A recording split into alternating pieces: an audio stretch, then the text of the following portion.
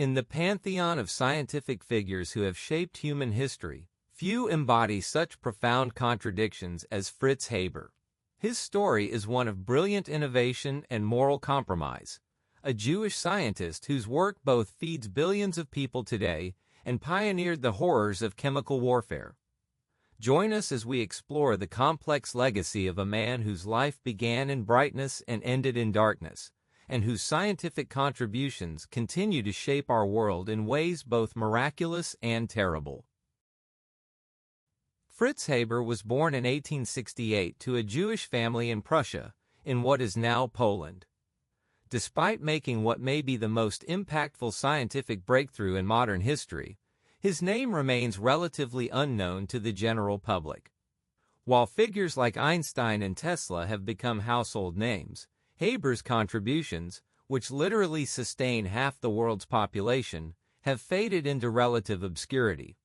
This obscurity is perhaps fitting for a man whose legacy defies simple categorization, whose brilliance created both salvation and suffering on unprecedented scales. In 1909, Haber accomplished what many had considered chemically impossible. He developed a process for synthesizing ammonia from atmospheric nitrogen. This breakthrough solved an existential crisis facing humanity at the time. By the early 1900s, agricultural scientists had predicted global famine as population growth rapidly outpaced the availability of natural nitrogen sources like manure and guano. Farmers worldwide were exhausting traditional fertilization methods, with diminishing returns from once fertile lands. The specter of mass starvation loomed as perhaps the greatest threat to human progress. Haber's innovation addressed the fundamental constraint in food production by tapping into the unlimited nitrogen in our atmosphere. The air around us is approximately 78% nitrogen, but it exists in a form that plants cannot directly use. The strong triple bond between nitrogen atoms had frustrated chemists for decades. Haber's genius was in developing a high-pressure, high-temperature system using iron catalysts that could efficiently convert atmospheric nitrogen and hydrogen into ammonia, which could then be used as fertilizer. The significance of Haber's discovery cannot be overstated. His colleague Carl Bosch later scaled this laboratory process for industrial production, and the resulting Haber-Bosch process fundamentally transformed humanity's relationship with food production. Before this innovation, agriculture was entirely dependent on natural nitrogen cycles that severely limited crop yields. The development of synthetic fertilizers enabled by Haber's work created an agricultural revolution that continues to this day. It's estimated that without this invention, Earth could support only about 4 billion people instead of our current 8 billion. In essence, billions of people alive today owe their very existence to Fritz Haber's work. Modern agriculture as we know it, with its high-yield crops and intensive farming methods, would be impossible without synthetic fertilizers. The Haber-Bosch process remains one of the most important industrial procedures ever developed, consuming approximately 1 to 2% of the world's total energy production even today. When World War I erupted in 1914, Haber's brilliance took a dark turn. Despite being Jewish in an increasingly anti-Semitic German society, he enthusiastically offered his scientific expertise to the German war effort. His patriotic fervor and desire for acceptance led him to pioneer what would become one of warfare's most horrific innovations: chemical weapons. In April 1915, under Haber's direct supervision, German forces deployed 168 tons of chlorine gas at the Second Battle of Ypres, marking the first large-scale use of chemical weapons in modern warfare. The effects were devastating. French and Algerian troops were caught completely unprepared as yellowish-green clouds drifted across no man's land. Soldiers described victims drowning in their own fluids as the gas destroyed their respiratory systems. Thousands were killed or injured in this single attack, and a new era of warfare had begun. Haber personally oversaw the operation, watching through binoculars as his creation unleashed unprecedented suffering. Haber rationalized his work with cold efficiency, arguing that chemical weapons would shorten the war and ultimately save lives. This compartmentalization allowed him to separate his scientific achievements from their human consequences. He famously declared, "In peacetime, a scientist belongs to the world, but during war, he belongs to his country." Throughout the conflict, he developed increasingly lethal gases, including the infamous mustard gas, and established the Kaiser Wilhelm Institute for Physical Chemistry and Electrochemistry as a center for chemical weapons research. His approach to weapons development was methodical and detached, treating the battlefield as merely an extension of his laboratory. For his contributions to the German war effort, Haber was promoted to the rank of captain, despite never having served as a regular soldier. His scientific approach to warfare represented a new paradigm where academic knowledge could be weaponized with industrial efficiency. The moral dissonance was particularly striking given his Jewish heritage. He was serving a nation whose anti-Semitism would eventually force him into exile. The moral contradiction of Haber's work tore apart his personal life in the most tragic way. His first wife, Clara, was herself a talented chemist and one of Germany's first female PhDs. She strongly opposed his weapons research, viewing it as a perversion of science's purpose to improve humanity. The night after Haber celebrated the success of the first chlorine gas attack at Ypres, Clara took his military pistol and ended her own life in their garden, an act widely interpreted as a final protest against his war contributions. In perhaps his coldest moment, Haber left for the Eastern Front the very next day to oversee more gas deployments, leaving behind their young son. Clara's suicide represents perhaps the most intimate repudiation of Haber's wartime work. Their relationship had already been strained by his dismissal of her scientific ambitions after marriage. As one of the few female chemists of her era, Clara faced significant barriers to pursuing her own research. Her suicide note, never made public but reported to contain condemnations of his work, stands as a powerful indictment from someone who understood both the science and its implications. The scientific community's response to Haber embodied the moral ambiguity of his legacy. In 1918, despite international outrage, he was awarded the Nobel Prize in Chemistry for his pre-war ammonia synthesis work. The timing of the award, coming just after the war's conclusion, struck many as tone-deaf and morally reprehensible. Many scientists boycotted his lectures and public appearances, viewing him as a war criminal rather than a laureate. The Nobel Prize controversy highlighted emerging questions about scientific responsibility in the modern era. While the committee explicitly recognized only his ammonia synthesis work, the award ceremony became a flashpoint for debates about whether scientific achievement could be evaluated separately from its applications. Can we honor the discovery while condemning its misuse? Is the scientist responsible for how others apply their research? These questions, first raised by Haber's contradictory legacy, continue to challenge us today in fields from nuclear physics to genetic engineering. Perhaps the most bitter twist in Haber's story came with the rise of Nazi Germany.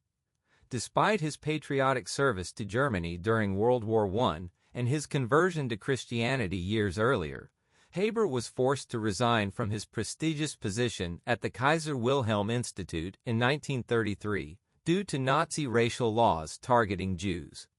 The man who had helped Germany survive British blockades during World War I through his scientific innovations was now deemed an undesirable in his homeland. His final years were marked by increasing isolation and declining health. The nationalism he had embraced ultimately rejected him, forcing him to witness the dismantling of the scientific institutions he had helped build. Haber had spent his career pursuing acceptance through scientific achievement, only to discover that no amount of patriotic service could overcome the anti-Semitism pervading German society. He died in exile in Switzerland in 1934, a broken man, while attempting to secure a position in Palestine, having come to recognize the precarious position of Jews in Europe. In a final historical irony that Haber himself would never witness, the chemical process he developed for hydrogen cyanide, originally intended as an insecticide called Zyklon A, was later modified by the Nazis into Zyklon B, the gas used in concentration camp chambers during the Holocaust.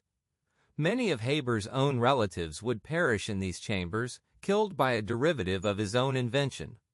This terrible connection represents the ultimate perversion of his scientific work. The man who had converted to Christianity and dedicated himself to German nationalism could never have imagined that his research would be weaponized against his own people. This tragic culmination of Haber's story forces us to confront the unpredictable consequences of scientific innovation and the dangers of separating technical achievement from moral responsibility. Haber's legacy represents perhaps the most profound example of science's dual nature. The same genius that saved billions from starvation also pioneered weapons that caused immeasurable suffering.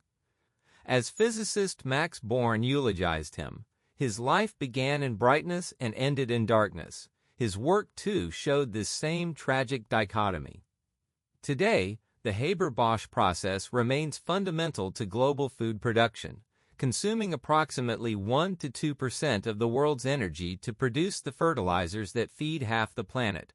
Yet chemical weapons, which Haber pioneered, continue to terrorize civilian populations in conflicts around the world. The ethical questions raised by his life remain urgently relevant to modern science. As we face existential challenges from climate change to artificial intelligence, Haber's story reminds us that scientific progress without moral guidance can lead to catastrophic outcomes. His life stands as both inspiration and warning, a testament to human ingenuity, and a cautionary tale about the responsibility that accompanies knowledge. Haber's contradictory legacy forces us to confront fundamental questions about scientific responsibility that remain unresolved today. Can we separate the scientists from their discoveries? Should researchers be held accountable for how their work is applied? As modern science tackles increasingly powerful technologies, from gene editing to artificial intelligence, Haber's story offers crucial lessons.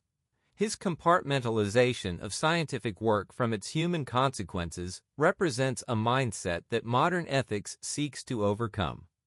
Today's scientific community increasingly recognizes that technical achievement cannot be divorced from moral considerations. Research institutions now commonly incorporate ethics review boards, and scientists are encouraged to consider the potential applications of their work beyond the laboratory. Yet the pressures of nationalism, career advancement, and the pursuit of knowledge for its own sake continue to create ethical dilemmas similar to those Haber faced. His story reminds us that brilliant minds are not immune to moral compromise, especially when patriotism, ambition, and scientific curiosity converge. Perhaps the most profound aspect of Haber's legacy is what we might call the hunger war paradox. The same process that feeds billions also enabled prolonged industrial warfare. Without the Haber-Bosch process, Germany would have exhausted its nitrate supplies, needed for both fertilizers and explosives, within months of World War I beginning. Instead, synthetic ammonia production allowed the conflict to continue for years, costing millions of lives. The same paradox continues today. The nitrogen fixation process that feeds half the world's population also enables the production of explosives and propellants used in modern warfare. The energy-intensive Haber-Bosch process additionally contributes significantly to climate change, creating yet another moral dimension to his legacy. This interconnection between sustaining life and enabling its destruction represents the fundamental duality of scientific progress. Technologies rarely have inherently positive or negative values. Rather, they amplify human capabilities for both creation and destruction.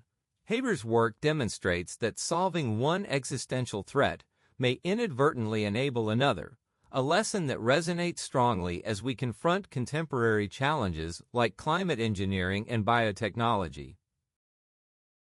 Beyond his scientific contributions and moral compromises, Fritz Haber was a complex individual whose personal motivations reveal much about the human dimension of science. Born Jewish in an era of rising anti-Semitism, Haber's conversion to Christianity and fervent German nationalism reflected his desperate desire for acceptance in German society. Despite his remarkable achievements, he never fully escaped his outsider status. His relationship with Clara reveals another dimension of his character. His dismissal of her scientific ambitions after marriage reflected the gender prejudices of his time, even as he himself fought against religious discrimination. Haber was, by many accounts, driven by an almost obsessive work ethic and an unwavering belief in scientific progress. Colleagues described him as brilliant but often cold, capable of remarkable focus but sometimes lacking empathy. His single-minded pursuit of scientific challenges sometimes blinded him to the human implications of his work. This psychological profile helps explain how a man of undeniable genius could simultaneously create technologies that both feed and kill millions. Haber's story reminds us that scientists are not dispassionate seekers of truth, but complex humans shaped by their times, ambitions, and insecurities. Fritz Haber's legacy ultimately forces us to confront perhaps the most fundamental question of the modern scientific era.